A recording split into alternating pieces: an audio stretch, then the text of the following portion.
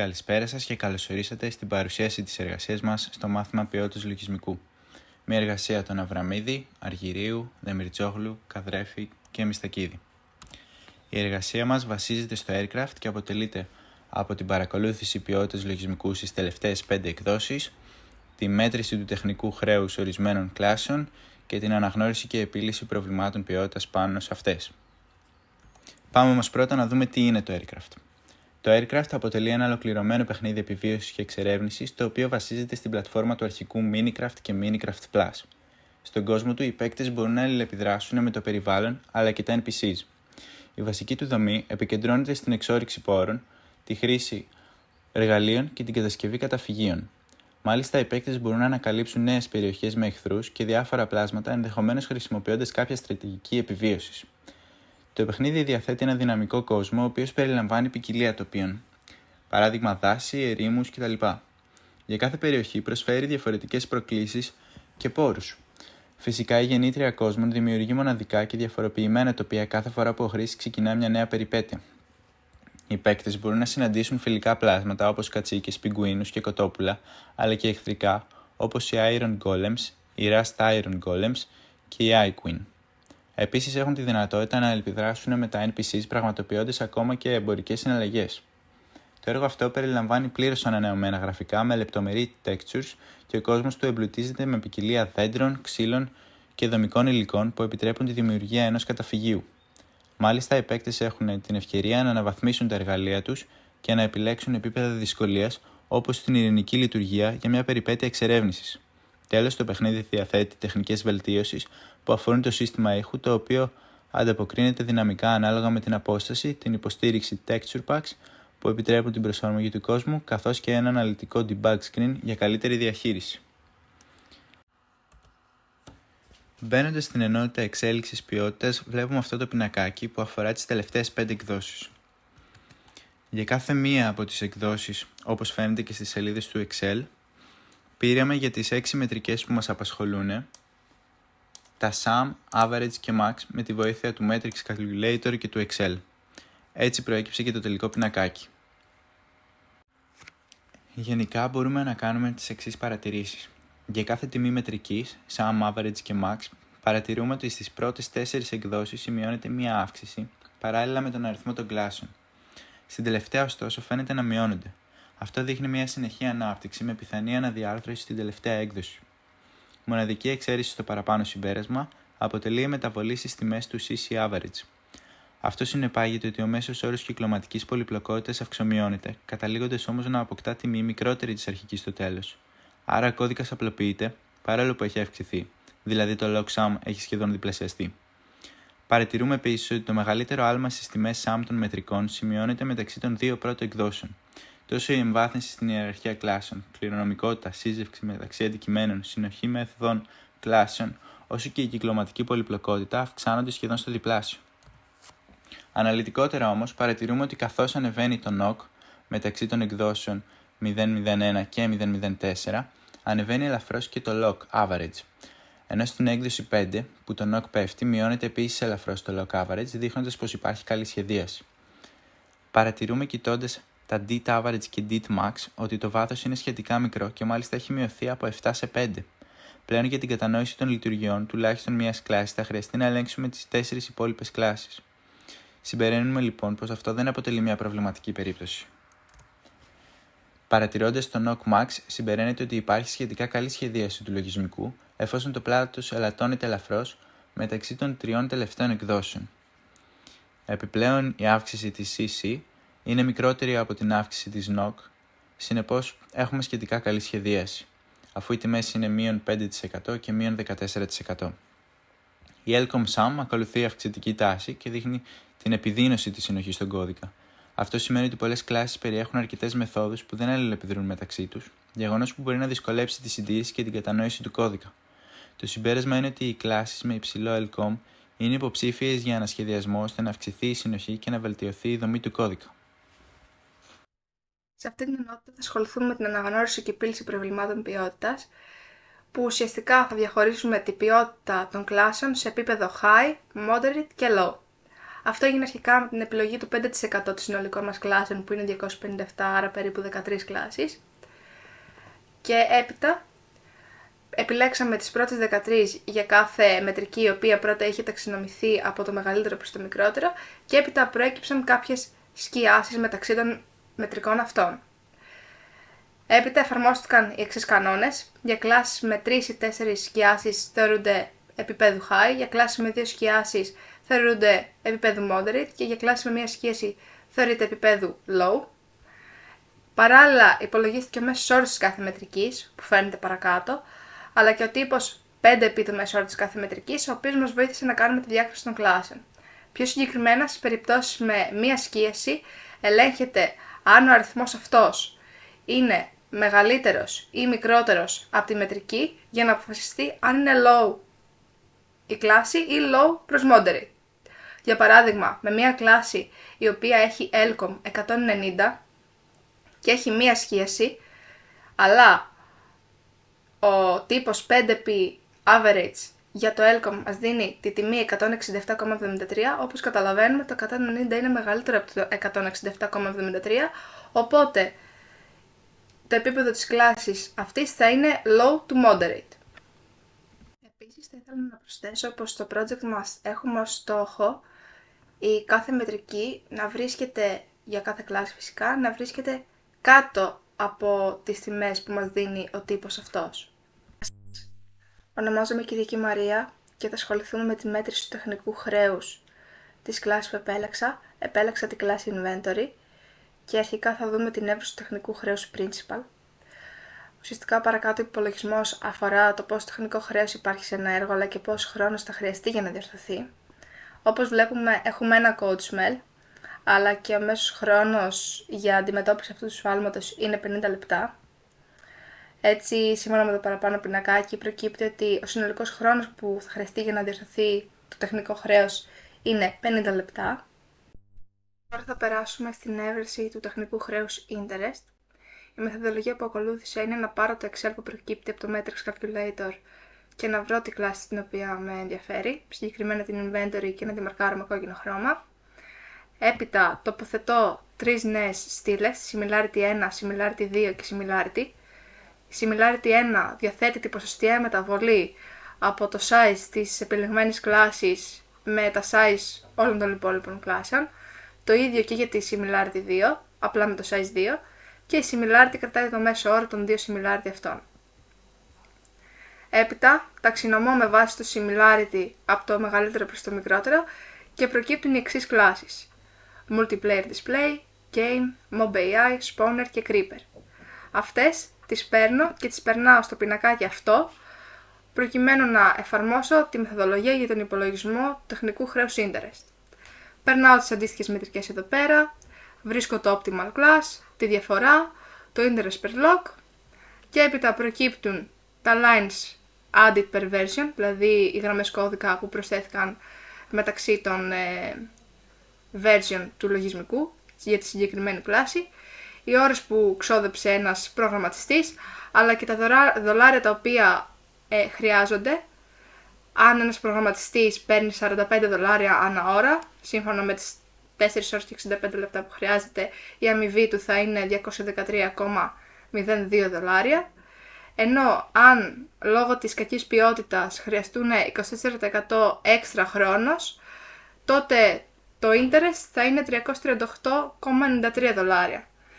Που όλο αυτό μας δείχνει ότι όσο παραμένει ο κώδικας κακοσχεδιασμένος, ότι τόσο περισσότεροι πόροι και χρήματα θα χρειάζονται για να βελτιωθεί. Και τώρα θα περάσουμε στη παρουσίαση του διαγράμματος UML για την κλάση Inventory, φυσικά πριν το refactoring. Θα δούμε ότι η κλάση Inventory περιέχει πολλές μεθόδους, οι οποίες πραγματοποιούν παρόμοιες λειτουργίες, όπως είναι η πρόσθεση, η αφαίρεση, το try-add, έχουμε επίσης την καταμέτρηση, την ενημέρωση και άλλες μεθόδους.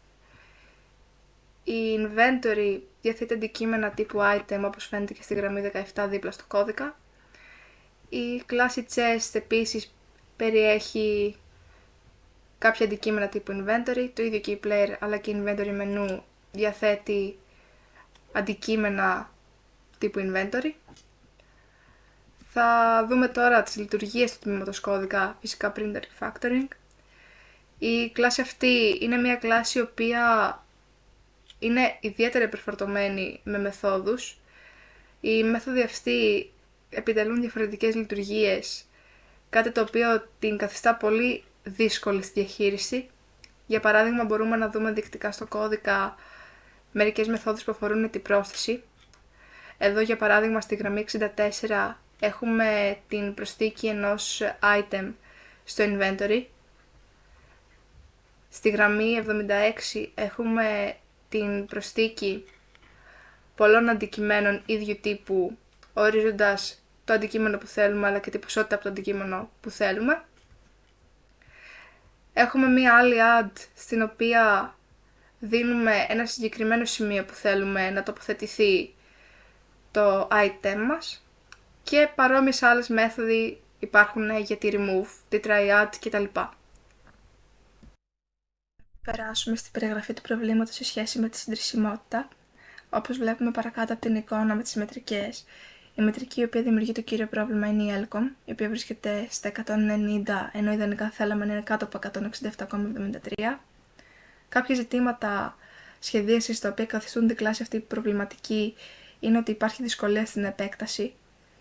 Για παράδειγμα, αν θέλουμε να αλλάξουμε τον τρόπο που προσθέτουμε ή αφαιρούμε αντικείμενα, θα πρέπει να τροποποιήσουμε άμεσα την inventory. Υπάρχει δυσκολία συντήρησης και testing, καθώς η κλάση αυτή έχει πάρα πολλές ευθύνες, παραβιάζεται ο κανόνας single responsibility, οπότε καθιστά τον έλεγχο και τη συντήρηση ιδιαίτερα δύσκολο. Επίσης υπάρχει έλλειψη ευελιξίας, υπάρχουν πάρα πολλά είδη αντικειμένων και η προσαρμογή τους στην κλάση αυτή είναι ιδιαίτερα δύσκολη, καθώς είναι γραμμένη με hard-coded λογική. Ένα χαρακτηριστικό ποιότητας το οποίο πρέπει να βελτιωθεί είναι η επεκτασιμότητα, και αυτό γιατί η κλάση διαθέτει πολλούς τύπους αντικειμένων, όπως βλέπουμε και εδώ πέρα. Και συνεπώς, αν προσθεθεί κάποιος καινούριος, θα πρέπει να πειράξουμε άμεσα την κλάση inventory. Μία προτινόμενη λύση θα ήταν να μην είναι τόσο υπερφορτωμένη η κλάση inventory και να ακολουθεί τον κανόνα του single responsibility.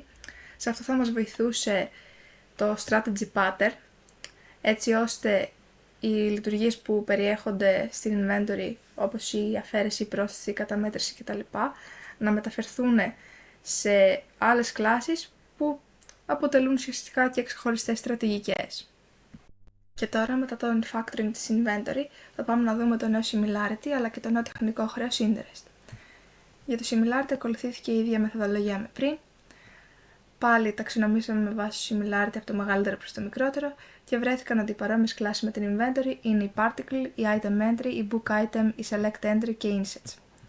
Περάσαμε τα δεδομένα για τις μετρικές των κλάσεων αυτών στο απέναντι πινακάκι και έτσι προέκυψε το optimal class, η διαφορά, το interest per lock, και βλέπουμε ότι τα lines added per version κατά μέσο όρο είναι 125,2, ενώ αν υποθέσουμε ότι ένας προγραμματιστής γράφει 25 γραμμές κώδικα ανά ώρα, θα χρειαστεί 5 ώρες περίπου για να τη γράψει.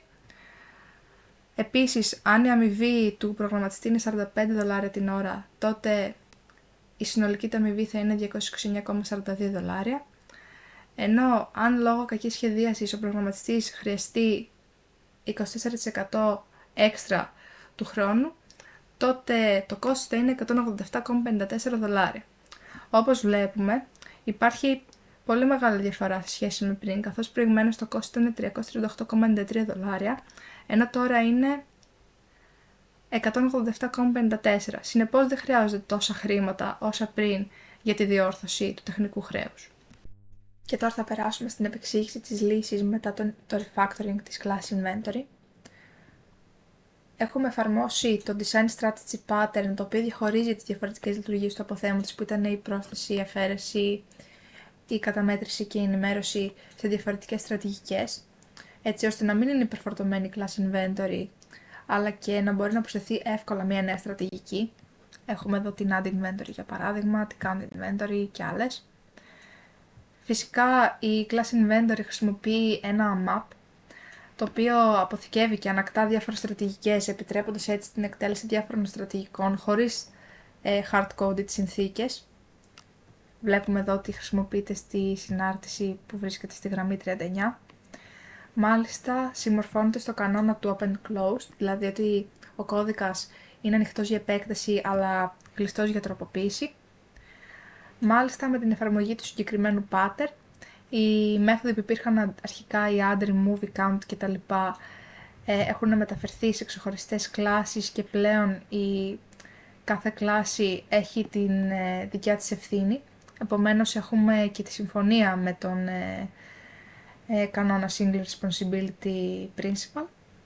Και για παράδειγμα μπορούμε να δούμε την Add Inventory, η οποία το μόνο που έχει να κάνει, η μόνη ευθύνη της είναι να προσθέσει τα items στο inventory, ενώ η Remove Inventory, η μόνη ευθύνη της είναι να αφαιρέσει τα items από το inventory. Και τώρα θα περάσουμε στην επεξήγηση του διαγράμματος UML μετά το refactoring. Όπως βλέπουμε, η inventory είναι αρκετά πιο μικρή σε σχέση με το διάγραμμα UML που είδαμε προηγουμένως. Όπως είπαμε, έχει αντικείμενα τύπου item, όπως φαίνεται και στη γραμμή 6 δεξιά στο κώδικα. Έχει μια κλάση chest η οποία χρησιμοποιεί κάποια αντικείμενα τύπου inventory, του ίδιου και η player, αλλά και συσχετίζεται με την inventory menu, η οποία έχει πολλά αντικείμενα τύπου inventory.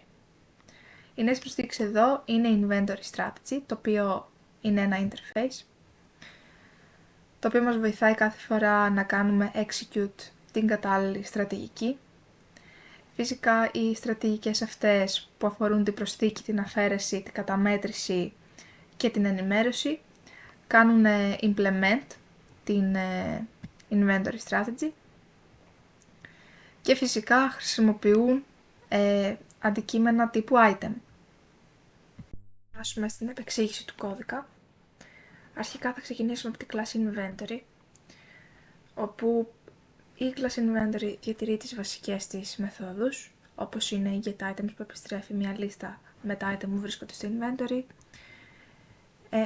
η insize η οποία επιστρέφει τον αριθμό των items, η clear η οποία καθαρίζει το inventory, η get η οποία παίρνει ένα συγκεκριμένο item με βάση ένα όρισμα και φυσικά η νέα μας προσθήκη, η execute strategy, η οποία μας βοηθάει να χρησιμοποιήσουμε την κατάλληλη στρατηγική κάθε φορά. Μάλιστα έχουμε ορίσει εδώ πέρα, όπως είπαμε και προηγουμένως, ένα χάρτη map που κάνει τη διαδικασία αυτή ακόμη πιο εύκολη. Φυσικά έχουμε και το κατασκευαστή της κλάσης inventory, η οποία ορίζει όλες τις στρατηγικές. Βλέπουμε εδώ add inventory strategy, remove, count, update και try add. Θα πάμε τώρα να δούμε την επόμενη κλάση μας, το επόμενο interface καλύτερα, το οποίο είναι το inventory strategy, το οποίο διαθέτει μία μέθοδο χωρίς υλοποίηση και αυτή θα υλοποιηθεί από τις στρατηγικές add, remove, count, try add και update. Και ο τρόπος κλήσης της συγκεκριμένης εντολής θα είναι όπως βλέπουμε εδώ πέρα. Inventory, execute strategy, η στρατηγική που θέλουμε και τα ορίσματα που θέλουμε. Φυσικά αυτό θα είναι διαφορετικό ανάλογα με τις ανάγκες που έχουμε εκείνη τη στιγμή. Θα πάμε τώρα να δούμε τη κλάση add inventory strategy, η οποία κάνει implement στην inventory strategy.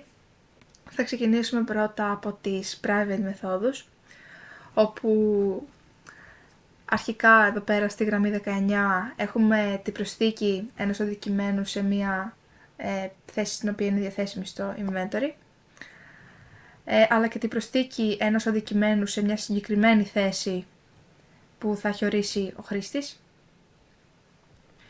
Και έπειτα αυτές οι δύο μέθοδοι που είναι private χρησιμοποιούνται στη μέθοδο execute, δηλαδή αυτή που κάνουμε override από την inventory strategy, και ελέγχεται αν έχει δοθεί ας πούμε ένα όρισμα έτσι ώστε να εφαρμοστεί κατάλληλη μέθοδος ή αν έχει δοθεί κάποιο όρισμα τύπου integer έτσι ώστε να τοποθετηθεί κάποιο συγκεκριμένο item σε μια συγκεκριμένη θέση. Θα δούμε τώρα και την remove inventory strategy. Η remove inventory strategy έχει παρόμοιο σκεπτικό με την προηγούμενη κλάση. Πάλι ξεκινώντας από τις μεθόδους που είναι τύπου private, μπορούμε να δούμε ότι μέσω αυτής, ας πούμε, που βρίσκεται στην γραμμή 20, αφαιρείται ένα item δίνοντας απλά ένα συγκεκριμένο index, δηλαδή μια συγκεκριμένη θέση, ενώ με την μέθοδο που βρίσκεται στην γραμμή 25 αφαιρούνται όλα τα ίδια items από το inventory, και φυσικά στην execute χρησιμοποιούνται οι μέθοδοι αυτοί ανάλογα με τις παραμέτρους που έχουν δοθεί από τις άλλες κλάσεις ή από τον χρήστη. Για παράδειγμα, αν έχει δοθεί μόνο ένας αριθμός τύπου integer, τότε απλά αφαιρείται το item το οποίο έχει βρεθεί σε εκείνη τη θέση. Περνώντας στην count inventory strategy, έχουμε πάλι παρόμοια υλοποίηση, όπου στην private μέθοδο έχουμε την μέτρηση των items και έπειτα με βάση την μέθοδο αυτή υλοποιείται και η public μέθοδος που υπάρχει και το override, όπως είπαμε προηγουμένως, από το interface. Αυτά για την count. Πάμε στη triad. Η triad είναι μια βοηθητική, θα έλεγε κανείς, μέθοδος για την προσθήκη items. Έχει παρόμοιο σκεπτικό με την add inventory item, ίσως με λίγο παραπάνω ελέγχους. Αυτό δεν έχει κάτι περισσότερο να αναλυθεί, έχει το ίδιο σκεπτικό. Και τώρα έχουμε την update inventory strategy, η οποία και αυτή κάνει implement στο inventory strategy. Η μέθοδος private κάνει update το inventory, σύμφωνα με τα items πάντα, και η μέθοδος αυτή, η private, χρησιμοποιείται στην public μέθοδο, η οποία γίνεται override, έτσι ώστε να γίνει το update του inventory. Σαν συμπέρασμα μπορούμε να καταλήξουμε ότι με το strategy pattern υπάρχει πολύ μεγάλη ευελιξία και μπορούν να προσθεθούν πάρα πολλές νέες στρατηγικές χωρίς να τροποποιηθεί ο κώδικας της inventory. Η χρήση του override, όπως θα δούμε ας πούμε και εδώ πέρα, δείχνει ότι κάθε στρατηγική εφαρμόζει τη μέθοδο execute που έχει οριστεί ως διεπαφή από το inventory strategy που βρίσκεται εδώ πέρα. Οι περισσότερες μέθοδοι είναι ιδιωτικές, καθώς θέλουμε να διασφαλίσουμε ότι δεν θα υπάρχει εξωτερική πρόσβαση και ότι θα υπάρχει χρήση τους μόνο μέσα στην public μέθοδό μας. Και τέλος, έχουμε την δυναμική κλίση στρατηγικών μέσω της execute που βρίσκεται στη κλάση inventory, η οποία αποφασίζει ποια κλάση θα καλέσει σύμφωνα με την αντίστοιχη λειτουργία, και έτσι έχουμε πολύ μεγαλύτερη ευελιξία και επεκτασιμότητα. Θα πάμε να δούμε τώρα τις μετρικές μετά το refactoring. Βλέπουμε πως η Elcom, η οποία μας απασχολούσε ιδιαίτερα πριν και δημιουργούσε το πρόβλημα στην κλάση, έχει πέσει από τη τιμή 190 σε 10. Η CBO μειώθηκε από 5 σε 3, υποδεικνύοντας λιγότερες εξωτερικές εξαρτήσεις και καλύτερη απομόνωση. Η WMC ή αλλιώς η κυκλωματική πολυπλοκότητα μειώθηκε από 2,14 σε 1,20, δείχνοντας ότι οι μέθοδοι έγιναν πιο απλές και διαχειρίσιμες. Και τέλος, το size 1 και size 2 μειώθηκαν από 181 σε 20 και 22 σε 7 αντίστοιχα. Έτσι, μέσω των μετρικών αυτών καταλαβαίνουμε ότι η κλάση μας είναι πιο αποδοτική και διαχειρίσιμη. Φυσικά, από το Elcom, που δημιουργούσε το πρόβλημα, ξαναλέω, υποδεικνύεται ότι υπάρχει αυξημένη συνοχή, καθώς οι μέθοδοι αλληλεπιδρούν περισσότερο μεταξύ τους. Μάλιστα, μπορούμε να δούμε ότι κάθε μετρική, και η CBO και η Elcom και η WMC και η size 1, βρίσκονται κάτω από τον τύπο με το 5 επί το μέσο όρο της κάθε μετρικής, οπότε μπορούμε να θεωρήσουμε ότι η κλάση αυτή είναι επίπεδου good.